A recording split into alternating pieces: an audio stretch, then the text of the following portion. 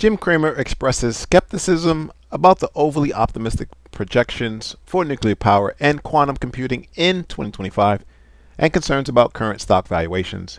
He emphasizes companies like Vistra and Constellation Energy face challenges with nuclear expansion due to construction difficulties and high cost.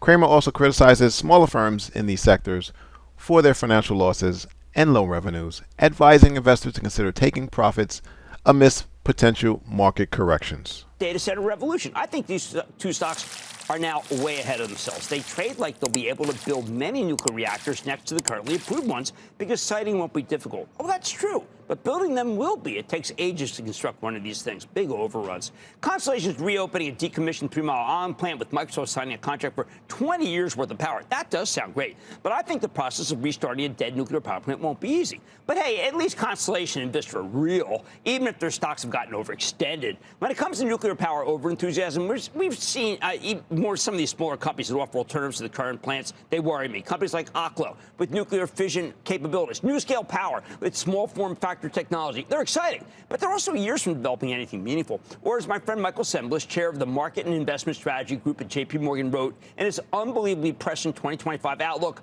what nuclear renaissance? Wake me when we get there. I don't want to go into the specifics of too many of these companies that are devoid of any revenue. I will say that the most important builder of nuclear plants in this country, GE Vernova, is about as bearish as the promoters are bullish. I've tried to coax CEO Scott Strazik to be more positive on the prospects, but he won't. After all the engineering hurdles, cost overruns, and balance sheet damage associated with these plants, he doesn't expect anything commercially viable for about a decade. So I don't think you want to be in any of these nuclear stocks for too long. How about quantum computing? Look, quantum computing is not a hoax. No, it's kind of a low bar. Alphabet is a facility dedicated to quantum computing. This is super fast computing using superconductors that require a specialized computer environment based in part on cryogenic technology. Sounds promising. The others burn too hot, right? The regular data centers. But it's not a reason to buy Alphabet because there's nothing that's ready at scale. I like Alphabet, own it for the charitable trust, but that's because we like their dominance in search, progress in YouTube, and incredible strength of Google Cloud Services, well ahead of what people think. Quantum computing is just a long-term project. But then, for example, when I look at Rigetti Computing, it's a $5.6 billion company, professes to be a leader in quantum computers and superconducting equipment, I grow concerned. Rigetti's a multiple-year money loser with just $11.9 million in revenues in the last 12 months.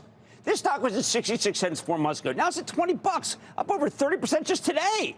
Its big break occurred at the end of November when it sold 50 million shares at $2. The stock was off the races ever since then. Hey, it's a quantum GameStop, okay?